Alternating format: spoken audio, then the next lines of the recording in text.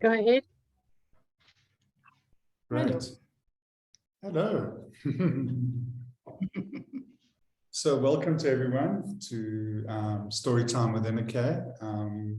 It's really nice to have you here, and I'm really excited about today's conversation around global cultures and communities, and just to get a glimpse from everything that you've been through and your diverse background in the telecoms industry. So welcome, Inike, and thank you for hosting the first session. Looking forward to hearing more about you and your background. Well, thank you, Jaron. You've been a good friend in supporting this and to be the mediator in the whole shabam of producing this social media and hence also the book, of course. So thanks for that. And the group behind you who made it work. So you want me to introduce myself, Beer? If you may. Yeah. All right. So, well, my name is Clea now, and I'm Dutch. Still a little bit of an accent, maybe, but I lived all over the world, like Jaron said. But basically, I was born in Delft, in the Netherlands, and a bit of an international background from my father's side, so that hence my interest, I suppose. But I grew up in the Netherlands, and I left the Netherlands in 1988 to work in the city in London before I went into telecoms. So telecoms was only in 91, I think. And then I started to work in mobile telecommunications. My background is I have 2 law degrees, corporate law and international law. But working in the city, I did a lot of business development, and that was basically the commonality, if you will, because KPN, the Dutch operator, needed people with business experience. They had plenty engineers, but no business people like myself. So hence I was, welcomed, and it was really wonderful to do that. I see more and more people coming in to the chat, so I welcome everyone. Some of the names I know, of course, and I will give it back to Jaron, who also has to introduce himself. With pleasure, thank you. Please.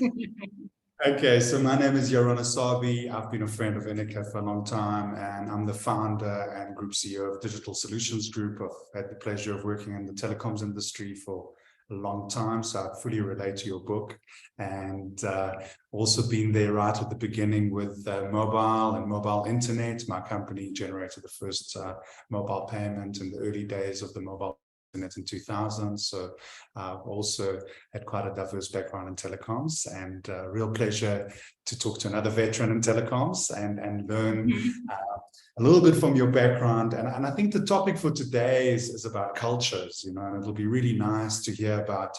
I mean, you've got to live in many different places. I think a lot of people just dream to live in so many different cultures and so many different places.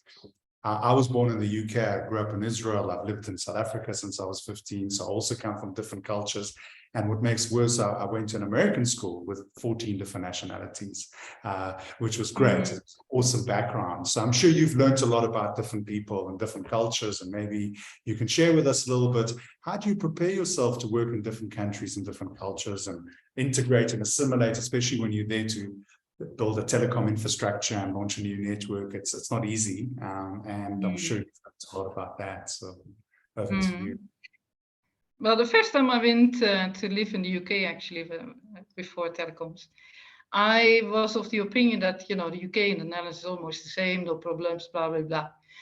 I had studied in the UK, but, I forgot that was a very international group and not only English people. So all of a sudden I realized it's really a difference. And it's not only a difference in countries, but it's even difference within countries that I experienced when I was young. So I started to think about integration, and I don't believe that you can integrate very easily. But what you can do, of course, is to try to make sure yourself familiar with the situation. That means that, in a job, and certainly in my jobs, I need to know about the economy, I need to know about politics, I need to know that basically the whole social environment of where I will belong for a certain period of time. So what I do is I read the World Bank reports, CIA reports, the Economist reports, and that sort of stuff. Now, apart from that, it's also very important, and especially, when I lived in Kosovo, for example, it really zoomed into me that I needed to learn about the history of the country. So I would recommend, if you move to a new country, read economic reports for your job, but history, and also start to look at, maybe there's a book like Bluff Your Way into the British or the Dutch or whatever. Okay, believe half of it, but the other half is useful. So don't discard it, but just take it as a sort of note. Yeah. And the other thing that I've done in the book as well, I put 1 page per country where I lived and operated. So just as an example of what you can do to familiarize yourself. I think one of the biggest incident is not the correct word, but the biggest awareness for me was when I moved to Lebanon, where I always worked with English and Americans and never with German people. So I really had to get used to that. And then I found a book by von Strompenaars, who later on became not a friend, but a business friend of mine. And it's one of the thinkers in the world he wrote a very good book about riding the waves of culture. And if you read that, you start to understand where your position is, how you fit in, how you can work with that. So that's been very useful. Awesome. That's great. And in terms of, as a leader, you've got to motivate people. They're different culture. You don't always understand their nuances. You mentioned Lebanon wasn't an easy time. You were there, different language, they write completely differently to you, left to right to left, So how did you manage to overcome the language barrier? And I guess you worked with a lot of different people that came into Lebanon in a very different time, and in other markets where they spoke different languages. I mean, you've worked in different places around the world. How do you overcome this? How do you earn the trust from a leadership perspective and assimilate yourself into the local culture? I mean, I always try and, at least, and we'll talk a bit about language later, I always try and learn a few words at least to break the ice in the local language. It's always important, But I'd love to hear from you. I'm sure you've got some great gems to share with us around that. Yeah, well, I think that first of all, if you want to work with cultures, you need to look for similarities, common things. And also you need to set common goals that everyone understands. And I use the principle of KISS. Everyone who knows me knows my KISS principle. Keep it super simple, right? You make sure that what you say is to the point, direct, understandable, and that's the goal that everyone. And the luck in a way, because startups in mobile were very, very hard. I only worked, nothing else. Yeah. And certainly also later on when the startups are basically done, but we had to expand networks and under very difficult circumstances, which, we will touch on in the story time number 3, I believe. But, you have to make sure that you look at this commonality. And that means also that in certain countries, like in Switzerland, we made contests between teams. And then the teams have no time to look at differences. Oh, I do this and you do that and that. That is not helpful. Yeah, you make sure that everyone is striving for the same results, looking, after themselves, after the goals that are set for them, and try to win this contest. And that means cooperation. And cooperation is the most important thing, whatever you do. And I think the last thing I would like to emphasize is your respect. Yeah, wherever you come from, whatever, respect is number one. Yeah, respect the culture you live in. Respect the people you work with. It's number one. Absolutely, I agree with you 100%. And in terms of some of the cultural differences, if any, that caused maybe a bit of friction or division, as you were saying, you don't want people to be divided. How do you unify a team across the goal where you've got to go and launch a network and you've got regulator pressure and you've got these other things, and get them focused, as you said, get them to compete is great, it's wonderful because they're all focused on winning, but how do you align them all to this goal of getting the network to launch on time and to stabilize the network and ignore everything else that's going around, because there's obviously a lot going on in terms of civil unrest and things like that. Yeah. For sure, yeah. No, coming back to Lebanon, for example, once I had done my homework on, the culture, the German culture and the Dutch culture, and how does it work, and how that happens. I mean, my colleagues who worked with me at the time, they're still my best friends. Yeah. So once you overcome differences, that's it. Yeah. It's the basis that counts, of course, the trust that counts, the respect that counts.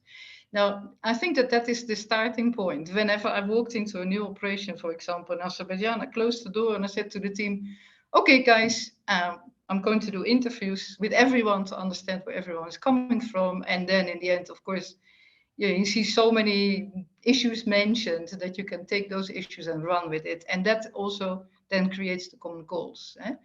But I think that from a leadership point of view, and I'm talking about management level, I think that your managers and the management team is responsible as if it were parents, yeah, for what's happening. And so you make sure that, if there's any problem, you do it in-house, or within, closed environment. So to the outside, you make sure that you have one goal, transparency, make sure that people understand, where we were heading for. And the case of Azerbaijan was very interesting because that company was nowhere. And we had to take it up and we had to quadruple the network and we had to quadruple almost, the subscriber base, etc. So it was a huge target. And one of the things that I did was to make sure that there was some documentary during the whole process. There were people filming. And so people could, once it was done and once we had the official party, they could see their own input. Not all of them, but most of them, because all the departments were filmed. Make sure that you create something where people have a space where they can show what they're doing and what the results are. In Lebanon, we had a room which was every wall was for one area of the business, and they could put whatever they wanted on it. And I took the journalists there. So, make people proud of what they do, and they deserve it. Because if the people don't do and are not loyal to the company and to the team, then you will never ever reach what you after, of course. Yeah, So beautiful. I think the expression of the individuality as well as the global culture of the make organization. sure, yeah. And you've got to express yourself as part of the sum, the bigger sum of the team. So I think that's great. If you allow people to express themselves generally, you'll get the best results out of people. Yeah. Yeah. Excellent. Excellent. So then the next topic that I'd like to discuss is maybe a bit of language, because you mentioned Lebanon, you mentioned, you worked in Haiti, you worked in different places where, language is a big barrier. And I think language, if you come from an English-speaking country, you always expect that other people, English might be the right way to engage and the commonality, but it's not that easy. And I think that brings its own challenges. So maybe your comments around, is English really that easy to communicate with? And did you find that everybody could speak good English where you came from, or did they need to adapt? How did you adapt? Maybe share with us a little. Well, yeah, I speak English for much longer than I speak Dutch. So in my case, of course, there is still, there's still mistakes, etc. But I think that I would not venture to do my business in Dutch. I could not, because I don't know the technical terms, and that would be stupidity. So if you do that, be very careful. So you have to look at. I think that the problem with the native English speakers is quite often that they don't understand how difficult it is to speak another person's language all day long without making mistakes. It's also very, very tiring at the beginning. You are exhausted after a day's work. So if people just waltz over that, that is not very useful. And actually, there was research done back in 2016, I remember, that English, native English, are missing out on business quite often because they can't make themselves understood. And one of the things that I would recommend, if you don't speak, if your counterpart doesn't speak the language fluently, first of all, step in the shoes of the counterpart. Yeah, because if I am someone who is proud of my capabilities, my skills, and quite rightly so, I don't want to be punished because my English is not 100%, right? So try to imagine that. Yeah, you have worked your whole life very hard, and now all of a sudden, because you miss a word in English, you get a punishment. That's not good. So have tolerance if you're an English native speaker. Have a lot of tolerance. Make sure that you don't use slang, you don't use certain expressions. You're not saying if you're English, oh, that's interesting, which everyone understands, that's interesting, but it means it's not interesting. Yeah. So don't do that. Yeah. Make sure that what you say is crisp, clear, simple words. Try to talk at the level that people understand and that you are understood. Because there is research that a lot of people miss a lot of business because they don't have that tolerance. And they Exactly. basically, it's And in then their own benefit. sometimes, exactly. And I think sometimes things gets lost in translation as well. I mean, I do business in different places, and sometimes you think you can use Google Translate these days. You know, you have the technology Yeah. fingertips, but then when Google actually translates it, it's not really what it is, and things do get lost, right? It's not an identical translation. So I think it's always easy to learn, and as you say, the tolerance is so important, because language barriers can sometimes cause unnecessary friction, I think, or misunderstanding, or something like that. And as we know, being in the communication space for so many years, it's all about communication. It's all about being clear. It's all about getting the job done, and sometimes you have a lot of pressure. If you're not clear in communication, things can get lost, and I think, so how do you avoid in a foreign country getting lost in translation, I guess, would be the next kind of question. Because the question from the crowd, one point, of course, which is lucky, is that almost every country you work in telecommunications is almost always English. I had one case when we did a takeover in Lebanon from France Telecom. The companies and the Lebanese, of course, are perfect French speakers. Yeah? But I decided to basically stop that and turn it into an English-speaking company. So people were trained non-stop. They got English lessons. But I think that the positive point of that was not only, of course, that it was much easier to talk to suppliers, etc., but also they got an opportunity to work elsewhere. And in my book, I have a story that people worked for me in Lebanon. And I went to visit the technical department in Haiti, and lo and behold, there was a whole group of them, Lebanese engineers, standing there and say, "Hi, boss, what are you doing here?" And I go like, "Oh, okay, the English lessons have worked properly." So that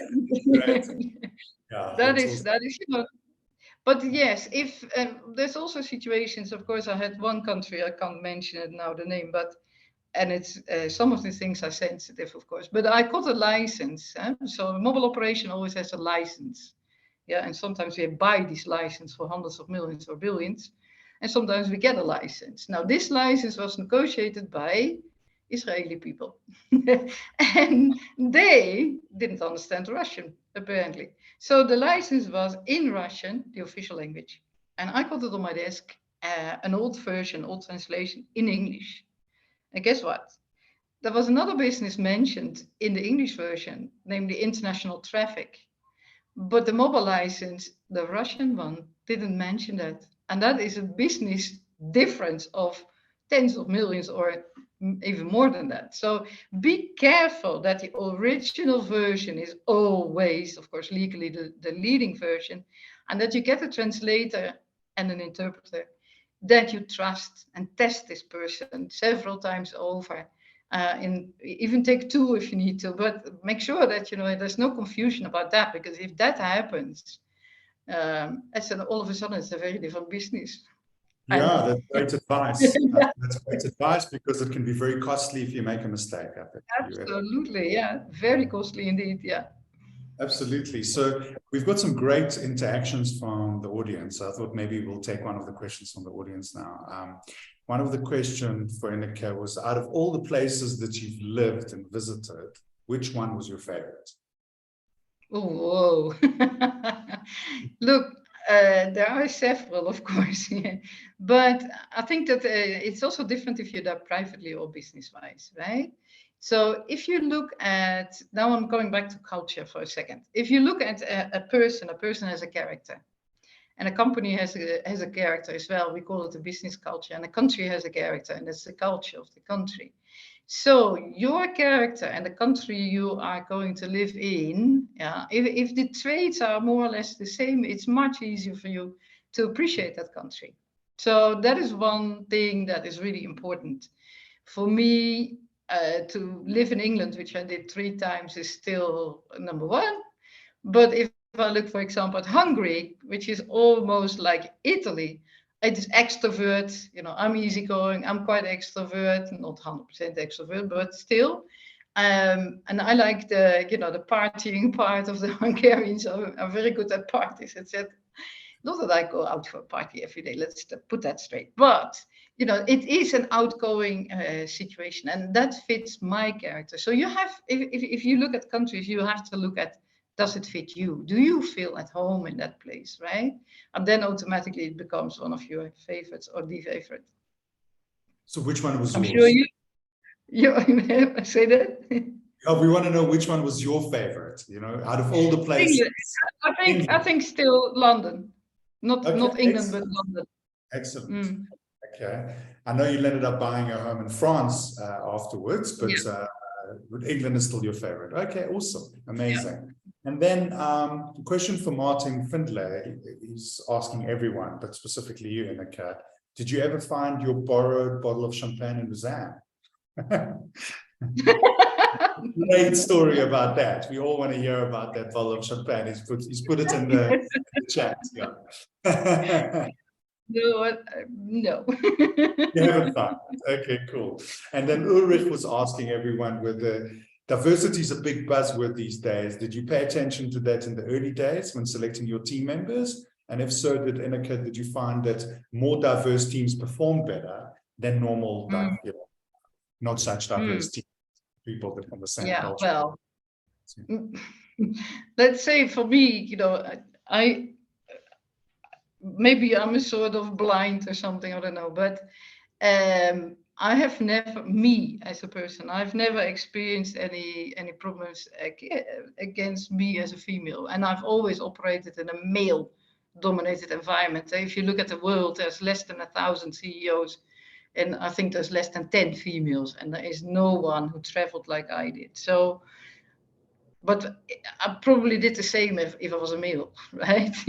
I get along with men very well and with women also very well. But if I look at the statistics, then I have to say that the best countries in representation of female and in the company was basically Lebanon and Azerbaijan, where I had 50% of my management was female. Yeah? Wow. And that I have never seen elsewhere. And as you say, I lived in many countries. I think I've worked in 15 countries. I have to count them. But no, I have never seen that sort of equality and also the same payment. There were countries where I saw... We spoke about culture earlier, and you know, in Islamic communities, to have such a high dominant woman workforce must have had some interesting dynamics in the workplace in any event because of the natural kind of culture differences between men and women and the working environment, I think, in those countries. So I guess, and you being a woman leader must have added some additional fraction to that as well. But I guess it's all part of the fun and all part of the adaptation, right? I mean, you have to... Well, I think, you know, it is very simple. In Lebanon, I never had a minute of problems at all, right? But I have to say, and I wasn't aware of that, I've written a bit about it in my book, but there was apparently a bet that I would only do it for 6 months and then I would just collapse or something and leave. No, I did nearly 5 years, thank you. The longest I ever stayed anywhere was Lebanon. But the other thing is you know, very often people have such strange ideas in their heads, I think, because I spoke a lot at GSM conferences in Dubai. You have hubs for mobile telecommunications, and Dubai is one of the hubs. And then in the conference, I had many women sitting there in jihad, chador, etc. But they were excellent engineers and very interested in, you know, in what they were doing. So I have a bit of a different view on that, let's put it that way. But I have, and on the other hand, I have a rule that if I see there is a disparity in salaries, I will look at that. Yeah, and if I see that, you know, someone is blocked because of some middle management person or whoever, yeah, then I will try to help out if I can. Yeah, I can't upset the whole company for one person, but this is something that should not be tolerable. Yeah, you have to do that. Absolutely, absolutely. There was a question to me around adaptation to different languages when I couldn't speak English, and I just thought I'd answer that quickly, give you a bit of a break. Yeah, so I love languages, and I try and learn as many languages as possible, but at least a few words, as I was alluding to earlier. So, you know, if I go to met with Inika in Uganda a few times. I try and learn a few words in Swahili, some local languages to at least speak to the taxi driver. I think people really appreciate that when you make an effort. You know, when you walk into a taxi driver and you say Jumbo, Mambo, you know, Vipi, you know, all of the local languages, you know, when you've lived in Uganda, what it's like. And I know you still go to Uganda at least once a year or twice a year. So I think people really appreciate it. And I think what I've always made an effort is to, even if I can't speak the whole language, whatever I do learn how to speak, pronounce it correctly. Sometimes it gets you into trouble because people start speaking very fast to you and you lose track of what they're saying if you pronounce well. But I think languages are wonderful and a wonderful way to just connect and check in with people in their own level. And they immediately build confidence thereafter to build a much deeper relationship.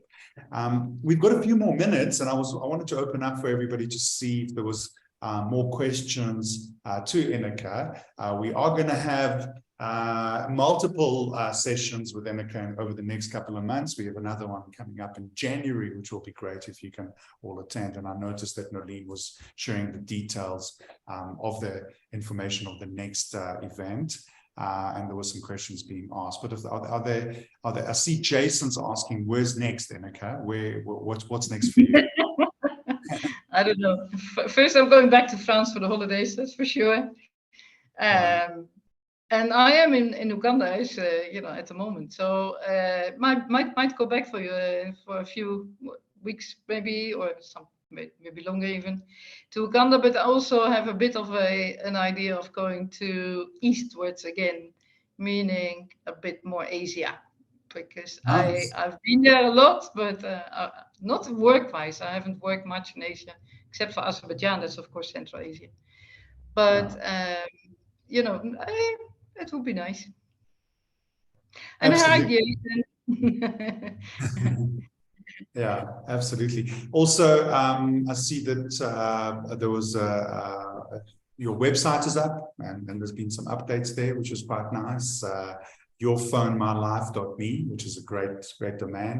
And I really like the name. I think the name really works for me. It resonates with me because people don't understand how much effort has actually gone behind building mobile network infrastructure across the world. And for those of us who have been there from startup, from the time the license is issued to the time of execution, it's a lot of work that gets done, and people don't realize that they just expect the phone when you switch it on to work, right?